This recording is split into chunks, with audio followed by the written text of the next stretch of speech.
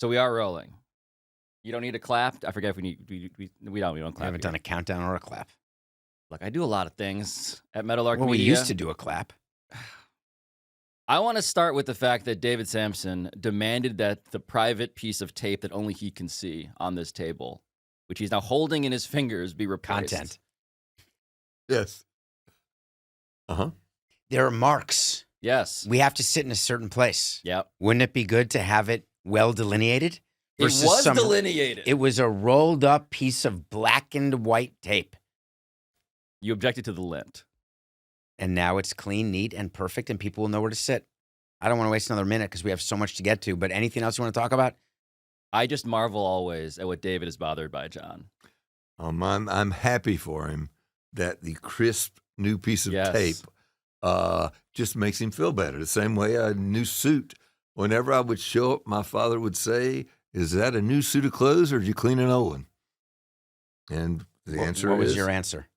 Depending on what was true. If it was a new suit of clothes, I said, "It's a new suit of clothes." He'd say, or I'd say, if it was an old suit that had been cleaned, I'd say it's an old suit. I will say that I like when it looks professional. Yes. We are a professional media company. Yes. Spoken by a man who, when the question is asked, is that a new suit or an old suit, David says, "This is merely the latest suit in my rotation of how many suit jackets." And it's not whether it's new or old. It's how you wear it. It's how you present yourself. It's how you feel. Half of business negotiating, I've learned over the years, is really not whether you're smart. It's whether you present as such. And so this brings us to a story about, I believe, how a presentation of a story has made a story more complicated, because the NBA rights deal, which we have covered more than anybody else on the planet here, has existed in leaks and reports and gossip, some of which we have participated in rigorously, though, with our own sourcing. And now we're at the place where I think the story has found a conclusion. Does it feel that way to you guys? It does to me, and I thought it ended as soon as Barkley started talking out against his own network. I figured that was the end of his days at the network. I was picturing John and having one of his talents on air sullying him during a show. I can imagine you would have loved that. I'm sure that David loves when Barkley goes off on him, saying he doesn't know what he's doing. Does he not understand how hard this is for all of us not Zaslav knowing? In this Yes, case. the Knick guy, the guy in the Knick hat. That's right. The guy Noted Knicks fan. Noted Knicks fan. So I think that the world is now ready. The marketplace is now ready for the fact that NBA on NBC is coming back, and Turner and Inside the NBA are going to need a new home. Well, I don't know if Turner needs a new home, but Inside the NBA. Inside the NBA, many fans would like it to have a home. But to answer your question, yeah, I think that what's being reported is almost certainly what is going to happen in reality, which is that ESPN takes a expensive version of mostly its own package now, less regular season games, I think, but they kept the finals, which they will be very happy and should be about. I believe that NBC is a new entrant and will do a splendid job of presenting the NBA on Sunday night, and I think that's very attractive to the NBA. To be back on broadcasts. Yes, and I think Amazon will get a package as well. I think that there is some deliberate sort of muddying of the waters around this issue of there is a matching right. Mm-hmm. I profess, as I've professed multiple times on this show, I don't have any personal knowledge of what's in their deal other than I have no recollection of it being in the ESPN deal.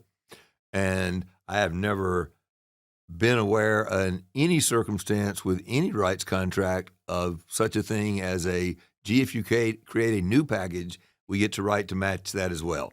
I'm not accusing anybody of mendacity, but I think what's going on is more of an exercise in spinning the fact that they're not going to get it, and it allows them to say, gee, we love the NBA. I never meant it when I said we didn't have to have it, but we don't have to have it for this price. I think that's what's going to come down. These deals will be announced very quickly after Turner does their last game of this season. They have one more, and the new deals will be announced. I think that's probably what will happen. So, David, the question I have for you is whether the other David Zaslav, has just executed a plan that he has had the entire time, or whether he has made pivots here, depending on the pressure that has now been exerted publicly and privately. It certainly feels like he had a plan and he had board approval for the plan and he's going ahead and executing it. The only thing that interests me, well, there's many things. I'm surprised about this whole right to match because if I'm David, if I'm Turner, I don't want it out there that I have a right to match. I want it to be very clear, hey, we don't have a right to match. The NBA's decided to do a deal with Amazon and NBC. Bless their soul. There's nothing we can do. But boy, we wanted it, but there's nothing we can do. Now with the right to match, the fact that it may or may not exist, and I still think it doesn't exist, but if it does, now you're going to see Turner have to leak out there, well, we can't match that. We'd never be allowed to match that because it includes a broadcast component that TNT, that Warner Brothers doesn't have. Well, that's why in some ways this discussion about whether there's a right to match or not is moot. If I believe if they have a right to match, it requires them to match all material terms and conditions. And I think the NBA could cite that they are on a broadcast network. They could cite that their games to Amazon are all on a streaming platform. And Turner knows. They know that the NBA is going to do that. So that's why I think it's such pomp over nothing. I do not agree with the notion that this is a plan well executed by Discovery, which really didn't want to renew. I do think ultimately there was some miscalculation that they would get it for less money than they could get it for. And that when Adam could go to the free market, NBC has now presented him with probably better than what he expected to get for the second package, particularly if it was going to be a renewal of Warner Brothers Discovery package. And my guess is they could have renewed it if it stayed in the window for less than ultimately Adam will sell it for to the NBA will sell it to NBC. I can't believe you think for 1 second that Adam Silver did not have a conversation with NBC until the exclusive window was over with TNT. I don't know what conversations they had. I would argue that NBC has the onus there to try to make sure they figure out a way to communicate what they can do. I believe Adam is smart enough to stay by the letter of the law that's in their contract. And I never had any secret negotiations with anybody. I know you don't believe it. David's smirk, the eternal smirk of David Sampson. We do. We did often say about all we would ever say is, if you come out of your negotiating window, I think we can guarantee you will get a very nice increase. But I don't think we would ever I don't remember making an agreement. I know you don't believe it. It's that you're arguing semantics with me. Adam Silver does not let himself become that exposed. He doesn't let the window close unless he knows that he has another dancing partner. Oh, yeah. It would be irresponsible for him to do that. He had several potential other dancing partners, and NBC was quite public about we won't in. That's it. I don't think he thought he had any risk of coming out, nor do I think he had targeted where he wanted to get, and TNT was probably short of that. There were many negotiations I was in where it was made very clear to me, and you have to believe it at a certain point, you're not going to get it for less than that. In fact, I had many more negotiations where it was about, I know what I have to pay, I now have to figure out how I can get other content, other special things, more commercial inventory, more leeway on sponsors. That's what we were focused on. Major League Baseball, in the last deal I did with Major League Baseball, they told me, here's what you're going to have to pay. Because I always went and said, if I just want to get it done, what do I have to pay? And they would tell me. I never believed in the thing, and I'd be interested in whether Warner Brothers Discovery just tried to do it, which is the go in with analytics and say, we've studied this, and this is what it's worth. That is a good way to piss off the people you are negotiating with. Networks do that, and I've seen that. Fox did that, negotiating TV deals in baseball and with teams. They show sub growth falling, and they show the analytics of what they think the rights are worth, and then it's up to the league or the team to say, we don't care, pay us what we want. And there's optionality. The thing is, in regional sports networks, there's not amazing optionality. Right. But in a national rights deal, the NBA does have all of the different players bidding. That's why I think there's proper communication and Turner knew, and you say you didn't think they executed their plan. I think David's been brilliant. I think that Really brilliant. Brilliant, because he can come off looking as bad as he answers. He doesn't answer to you or to me. He answers to his board. That's it. He doesn't care that Charles Barkley is going to mother bleep him from now till eternity. Literally could not care less what Charles Barkley says about him, because Charles Barkley doesn't either sign his paycheck, doesn't negotiate his options, his price increase, any of the comp that he has. All things being equal, I suspect he would prefer not to be the object of Charles's comments, and I don't know if he had to be. I don't. I mean, if you're a shareholder, this is why you're saying he's brilliant. Is because if you were a shareholder, you would be glad they walked away from this very expensive package. I just know very well that as a shareholder, my stock's been crap. And it's nice to have the NBA. It's nice to have a popular show, but I want my stock. So you're saying something different, actually, would be favored as a stockholder, because what's been working with the NBA has not been actually working for Turner. That's my view of it. And if you look at a lot of these networks, they're in the rights game because it's sexy, but they've got to make money. I mean, if ESPN were not making money, you would not be able to throw around money like you are, making it rain after a Super Bowl win at a club. You have to have some sort of economic reason for doing what you're doing. I think, unless you do, but sports rights, particularly very long-term sports rights, have generally outperformed what anybody on a spreadsheet trying to figure out what the value of them was. They just have, I always loved when the other parties I was bidding against were laser focused on proving to the league what it's worth. It's the equivalent of going to try to buy a house and trying to tell the owner why his price is ridiculous. His price is what it is, and if one person will pay it, that's what it's worth. And if somebody outbids them, then that's what it's worth. It's as simple as that. So I generally did not find that the leagues have a sense of their market value. If there's one more bidder than there are packages, they're in very good shape. Well, this is why the John Skipper philosophy of whatever the highest bid is plus one. It's what it's worth. Won the day for John when he's running ESPN. And I want to bring us inside, though, this hypothetical boardroom, David, where you could bring in spreadsheets that all say, look at the ratings of these games, right? It's not triple, right? And so you're getting, though, in Adam Silver, a wildly successful headline: we've tripled our broadcast revenue. It's a great question. So I would like to bring you inside a negotiation and the number of times where ratings comes up. Maybe you can give from your point of view, but I can certainly say from my point of view, when MLB is doing its national negotiations or its local team negotiations, ratings, it doesn't come up. It's very sexy, and everyone talks about it on Monday morning. Well, it's not. I would argue it's not sexy. It's just that people assume there's a correlation, and there's not. Which is, by the way, just to pause and just acknowledge this. I think we just said the same thing. No. But you both, from either side of this literal table and previous ones, being in agreement on this is kind of mind-blowing, because ratings are a proxy for business in the conversation around sports. It's the most bizarre thing. Not in the real world. No, ratings are only a measurement which allows you to set an advertising price. That's all it is. It means nothing relative. This is mind-blowing, I think, to lots of people. I hope not, because I try to communicate this as often as possible during these conversations on Nothing Personal, when it's the biggest release that we all wait for. How many people watch the draft? Caitlin Clark drew 2.95 million people. The WNBA is the biggest TV property known to mankind.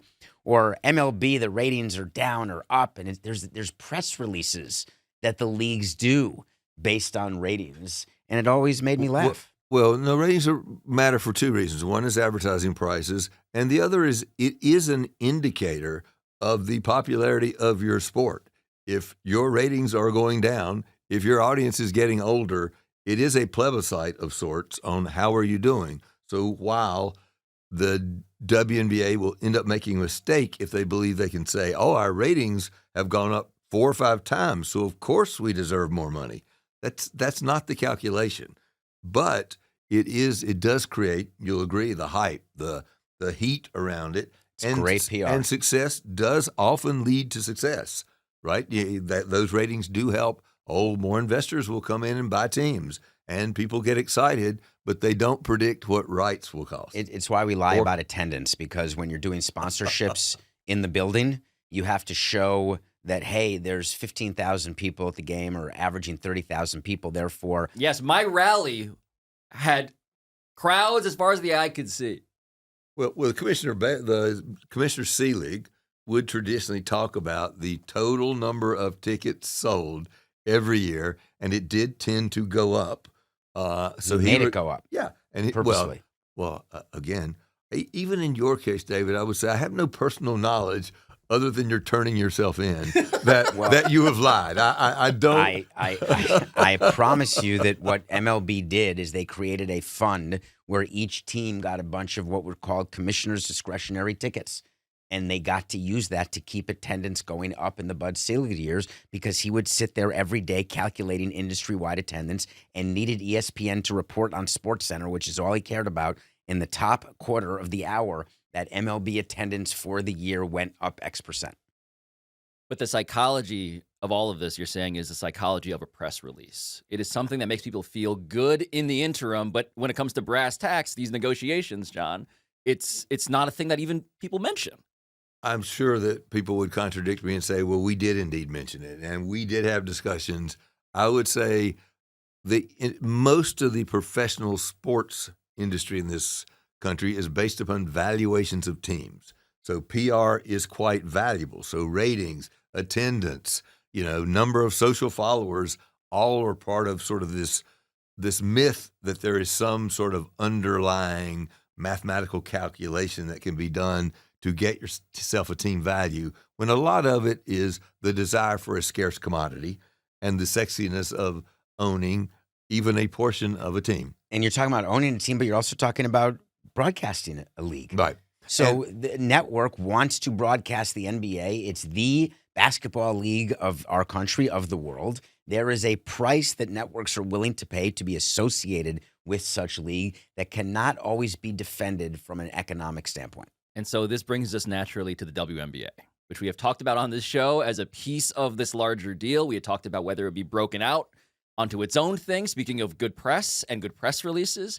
And now it seems that the WNBA will live inside of what the NBA has negotiated with the aforementioned partners. And that tells you what? You're both staring at each other. Oh, I didn't know if you wanted John to start. No, you start. I'm happy to. It tells you that the WNBA is not yet ready to stand on its own. Because if they were, they'd negotiate separately. The NBA would allow for them to negotiate separately. But they don't, because what they're going to do, it will be a press release. I can't wait for it to come out. In the old deal, the WNBA was allocated $60 million per year of what the NBA received from the networks. Now that number is going to go up, but it's a made-up number, literally made up.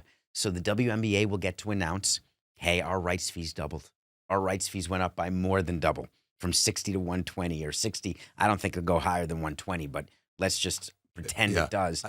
I don't think it's a meaningless number because the league does have to answer to its owners. It has to have some sort of rationalization or justification for why they're going to announce what the new deal is. I don't think they picked it out of the air.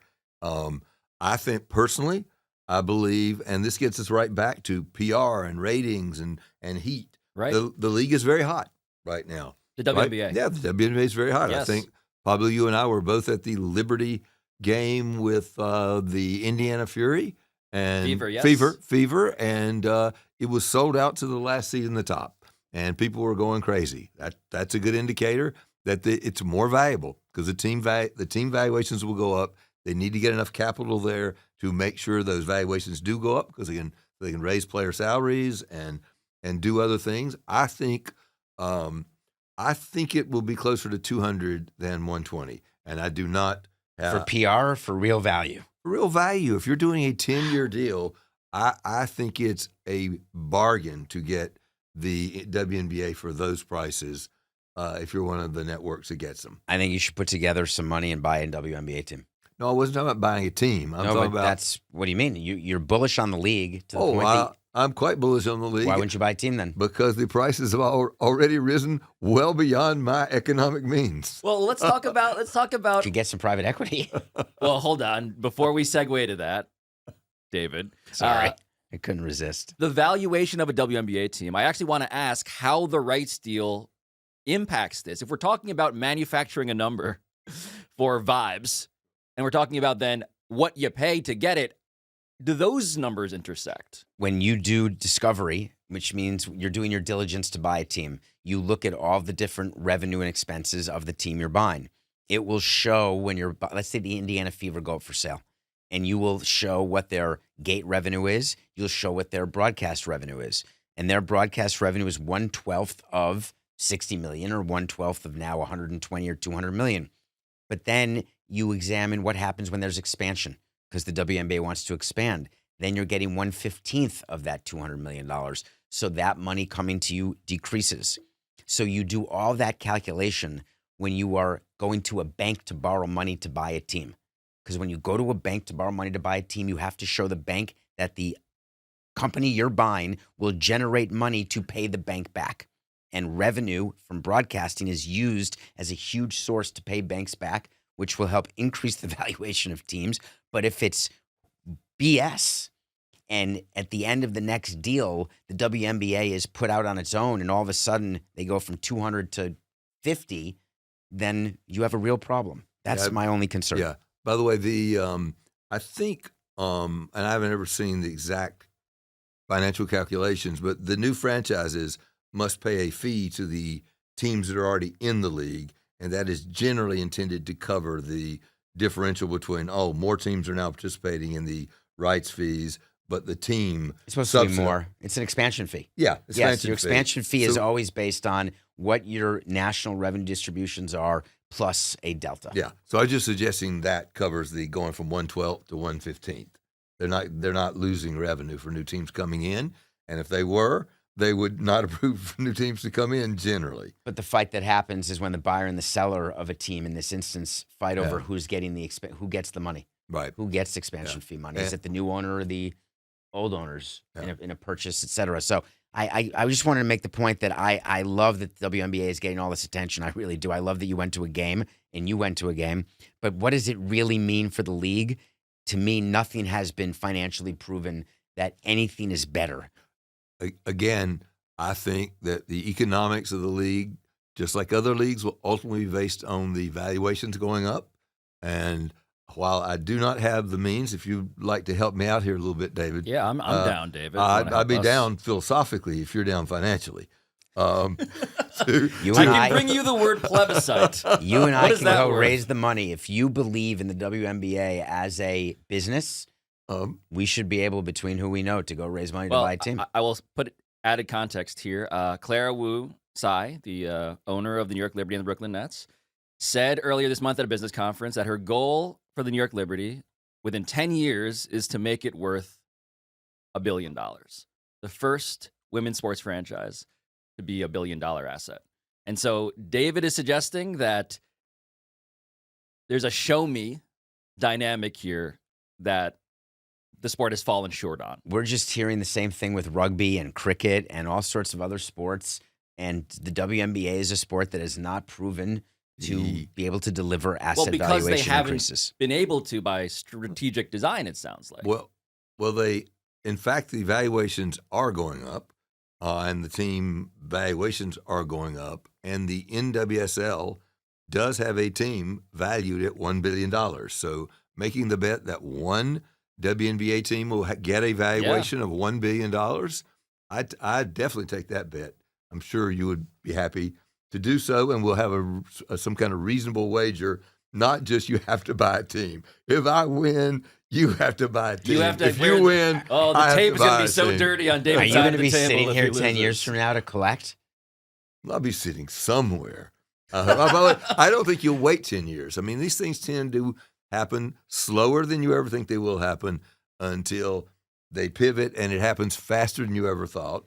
And the WNBA, which I believe was 25 years old last year, is year 26 or 27, has struggled to get the valuations up. I think they're going to be on a trajectory because there's a lot of money looking for to invest in sports right now. I just think it's unrealistic what we've done to Caitlin Clark. So it's a different story, but it just makes me crazy that she's being counted on to single-handedly salvage the WNBA. But it's the trend line beyond Caitlin Clark, too. We're now going to get into conversation around ratings being goosed across all of sports and in-home, out-of-home viewing. But I would think of her as a catalyst, not as the sole reason, right? I mean, you know how it is, out in the wilderness when you're trying to finally get that fire started, and for some reason it starts.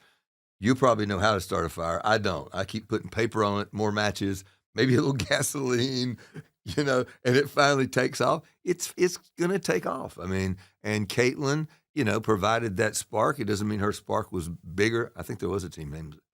Yes, there is. There's the a Sparks. Sparks, yeah. The LA Sparks. So Candace Parker also provided one of the sparks to make this league happen, and it's finally happening. And so it is wrong. I agree with you, David, to put the burden on her that it's not right that she is the catalyst. It doesn't matter. It's the proverbial, I guess, straw that breaks the camel's back. And this is going to break the back of the non-valuation. They're going to go up. Right. So 25-year anniversary, by the way, was 2021. So yeah, we're entering 28. We're entering a period where David wants to see financials, and I'm bullish on this product. But I continue to digress, David, because I want to get to the financials here. David, in an attempt to host the show and wrest it away from me, mentioned private equity before. And now we can unite all of these interests, right? So the question of how do you get money when you don't have enough money to own a team, or in this case, an athletics department or a college football program? The answer is private equity.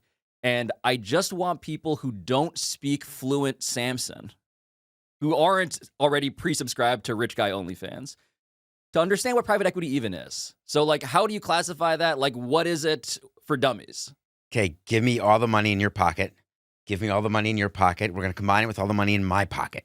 Then we're going to go out and we're going to find something to buy, and we're going to own it together. We're going to be partners. I'm going to get a little extra fee because I'm the one finding the investment. I'm the one managing the investment. And then in a certain number of years, I'll give you back what you gave me from your pocket. I'll give you back what you gave me from your pocket, and I'll even give you a percentage more. But I promise you that what I've kept is going to be even bigger than that. That's private equity. You find a lot of people to give you their money, and you invest it in stuff, and then you give them back their money plus more, but you keep even more of it. So that is a pretty friendly pitch on behalf of private equity, I would say. I actually thought it was pretty succinct and clear. Are you saying you don't get it, or you don't agree with it? I'm saying that the reality, now this is where I interject with my own experience of private equity, coming into media, coming into every Red Lobster, right? Mm-hmm.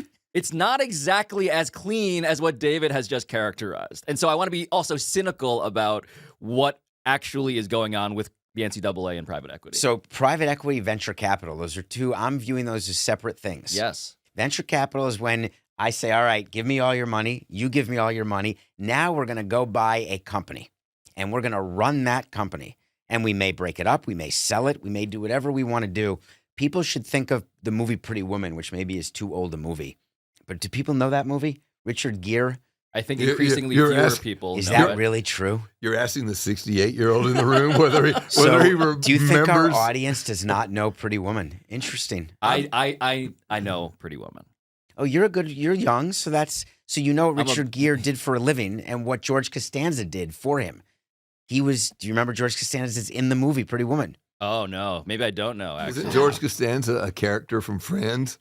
Maybe Seinfeld. The actor Seinfeld. Maybe. But is George Costanza the name of the Did they call him George Costanza in Pretty Woman? I'm trying to figure out. Do you mean the actor? Jason Alexander, obviously. Okay, it wasn't a checking. weird crossover thing. Yeah. Got it. That's worse. I can't. I was trying to remember if the guy with the weird hair was in it too. Block of cheese the size of a car battery. The bottom line is private equity. It made big news in the last couple of weeks with what the NCAA Enormous is doing. news. Because now it never occurred to anyone that universities are for profit.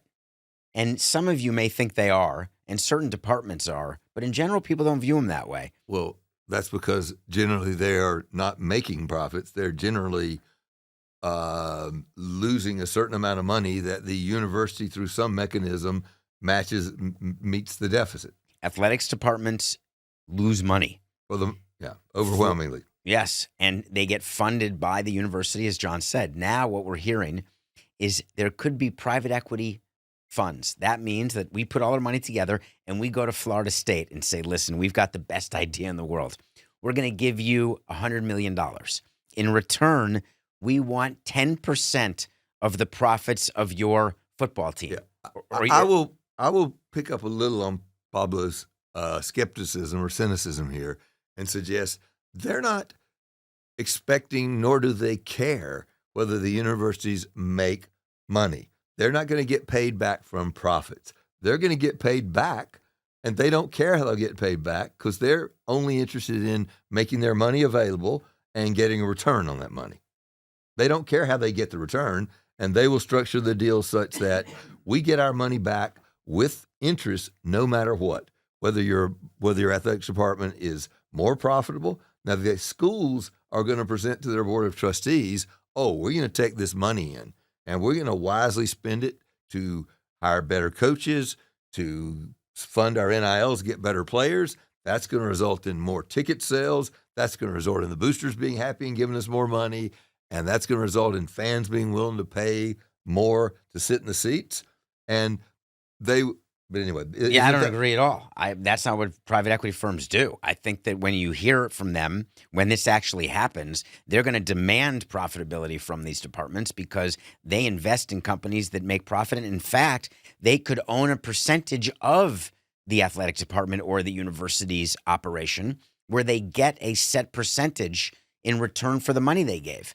So they could be a profit participation where if you make $1 of profit, the venture capital firm or the private equity firm gets 10 cents for every dollar. And if they loan the money to University A and the university bungles it and messes around, you believe they just lose their capital? No, I believe that there's two things that happen when there's private equity fund, which is why private equity guys are so wealthy.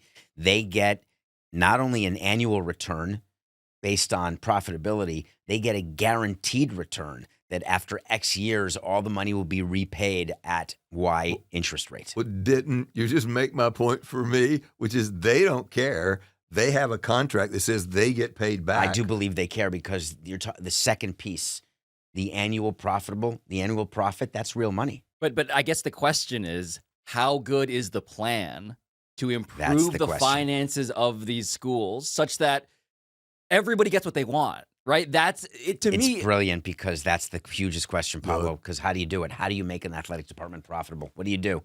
And look, cut programs. You have the public records of schools that have gone from having $60 million athletic budgets to having $180 million athletic budgets. And those have generally not ever meant that they went from making 60 and losing 20 to making 180 and making 40. It usually goes from having a budget of 60, losing 20, having a budget of 180 and losing 30. Mm-hmm. I mean, they have not been particularly well run. Schools take the money, they pay coaches too much, then they give them 8-year guaranteed contracts. I can't remember what Texas A&M owes Jimbo Fisher, but it I think is in the neighborhood of $75 million. So wow, and look at Rutgers. They were losing money before they came into the Big Ten. They now have they now get media rights and payments from the Big Ten that probably double, maybe even triple what they had before. They still don't win, particularly, and they haven't built a new basketball arena, and they're not making money. They're still losing money. So they're clearly not a candidate for private equity under that operational model. They would be only if the return promised, it would be like a credit card debt. You could get money from private equity firms if you're willing to give them a 30% return and you've got a cash value of your assets enough that they don't feel like they're left naked, that they can collect on a foreclosure, if you will. I'm assuming that someone, perhaps the institution itself, will have to guarantee the return. And I can't wait to read the particulars because that could happen. So the particulars on why this is now a conversation becomes obvious when you realize, oh, right, this settlement that the NCAA just made with Jeffrey Kessler et al., which we've covered on Pablo Torre Finds Out, this will result in an average of $22 million for the next 10 years. for the Power 5 schools, right? And so you add in the funding of expanded rosters with more scholarships. That's $30 million annually, $300 million per school, thereabouts, over the next decade. And I want to frame this question now, given that backdrop, right? Because we've talked about things that are growing in value very clearly when it comes to the NBA, despite all of the complexities. If private equity is a bunch of rich guys who are like, with these strings attached, I will give you my money. Why is private equity preferable to other sources of money? It's never preferable. It's only used when you don't have access to any other sources. So I'm sorry to all the private equity people out there, but you are my last choice always. We go to a bank. Frankly, I'd rather go to my Discover card and max it out because private equity people, their money is really expensive. And it's going on with the Oakland A's right now with John Fisher trying to go to Goldman Sachs when their money is always more expensive than JP Morgan's money. Everyone in the industry knows that. But when you need money, when you're desperate for it, that's how loan sharks came into the world. People needed money. So what about all the check cashing stores out there? So are you suggesting that private equity firms are just fancy loan sharks? Yes. The Chico's bail bonds of... You're going to put me on an island because you have relationships with them, but so do I. Do you disagree? No. You just won't say it, which makes me laugh about you. Uh-huh. But yes, it's just unreal. You make me out to be this No, ogre, but this is but what that you is what articulated private equity is. Is what I want to know, right? So if they're going to private equity, that indicates to you a desperation. 100,000%. Why is no one else willing to give the money with fewer conditions to these college sports programs? Because they all lose money. I don't understand the business thesis, right? I don't understand. Yes, this is my question. This feels to me like, there's a bunch of people over here who think they can use more money to turn their athletic departments into for-profit businesses. So maybe I'll give it to them, but I'll give it to them under the conditions that the university is going to have to reach into their endowment. They're going to shut down the chemistry department. They're going to stop having other non-revenue sports, non-revenue sports. See you later, diving. Yeah, so none of those things seem good to me, and I personally I'm very dubious that the schools that take this money will find it to be anything other than a temporary solve for what they regard as, I don't have enough money to win, right? Florida State has enough money to win. They were undefeated last year. They're mad because they didn't, rightly so. They're quite right to be mad that they're the first undefeated conference champion that did not get selected. But they think that if suddenly they have even more money, they're suddenly going to make all the right decisions about the coaches. It's hard. That they're not going to have injuries, that they're going to be able to raise the ticket prices, that they're going – I just don't think it's a business. I don't know how you take a department. I mean, if you can figure that out, gee, I don't know why the PE guys wouldn't go after the business school and say, gee, we'd like to own your business school and we'll run it for profit. It seems they're not going to run the departments. Part of this is the private equity firms. The athletic departments will still be run by the ADs and by the universities. They're just going to own a percentage of it. Now, I want to ask, though, about that concept, right, which is how activist does private equity tend to be when it comes to now you have our money and now you have our advice? I'll bet you $1 right now that Nelson Peltz does not become an investor in an athletic department. Nelson Peltz, that's a callback to the activist investor with the company that escapes you right now. That they did the whole vote.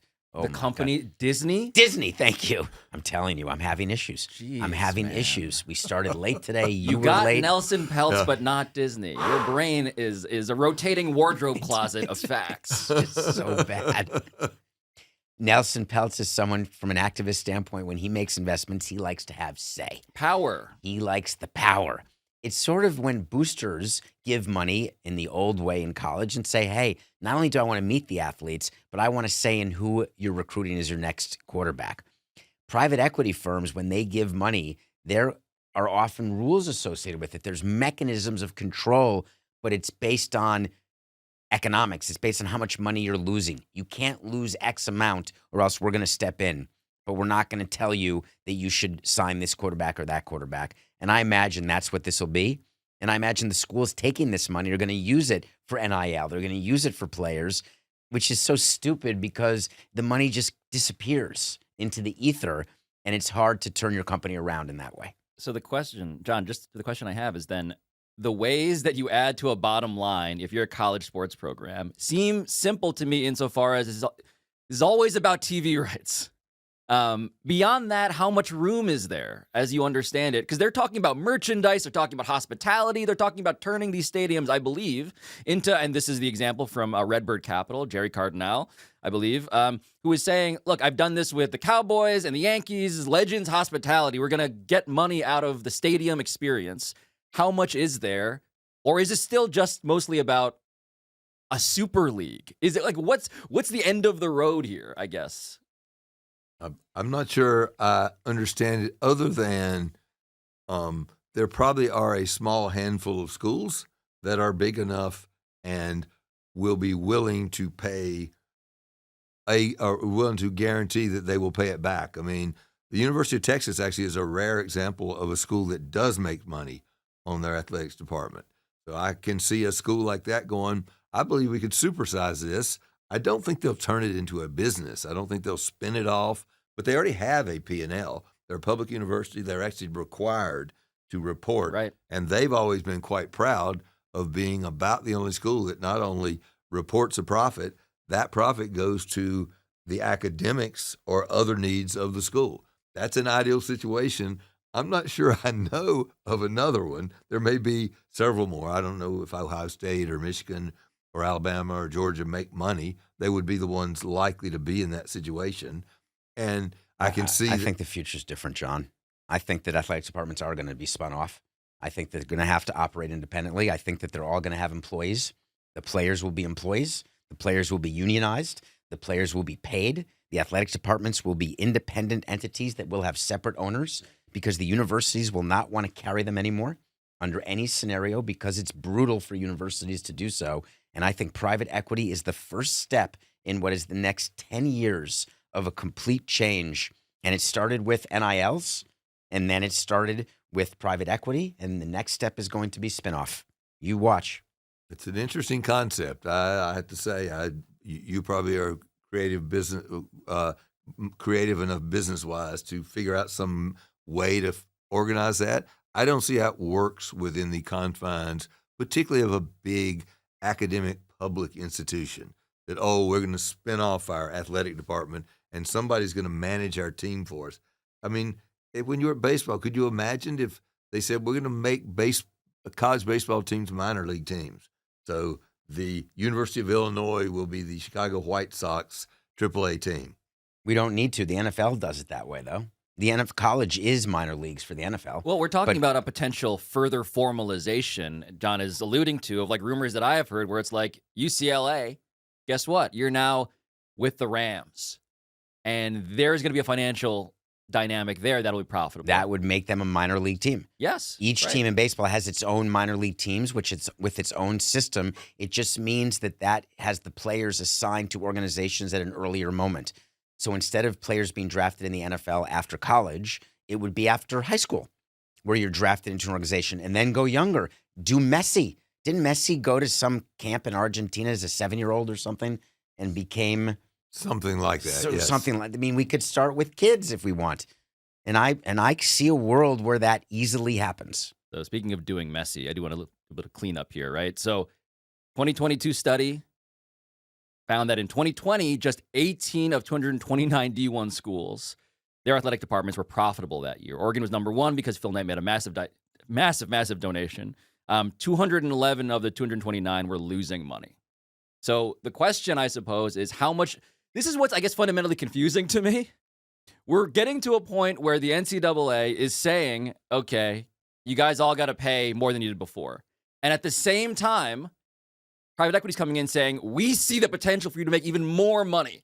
And so that tells me there's an untapped something there, despite all the money losing, and none of us know exactly what that would be. I do. It is not spending money on things that lose money. It's cutting your expenses. Why do you think there's layoffs at big companies? Yeah, it just, and I could be, I understand exactly what you're saying. I could be wrong. I cannot imagine. I'm a North Carolina graduate. I cannot imagine the University of North Carolina going, no tennis team, no track team, no wrestling team, no baseball team. We now are going to spin off our football team, and it's got to make money. I just, as a graduate, it just feels gross to me. It's like, really? You're not committed to the idea that your university, and one of the things you provide is some opportunity for people to excel in athletics. And by the way, as students, you go to the baseball games. We went to lacrosse games. We went, it's part of the university experience. I just can't imagine it becoming so mercantile that it's like, nope, it's now just a money-making operation, our football team down There'll be there. club sports. Everything you're describing, there'll be club sports. It's very nice it's very beautiful what you're saying. The fact that you like doing that in North Carolina. And by the way, it also, though, I will tell you, it's not trivial. The Board of Trustees at the University of North Carolina will say, no, you North Carolina cannot make your university. You're going to have to let NC State do it as well, and UNC Wilmington. There are state legislatures that will weigh in and say, no, you're not going to get to do this.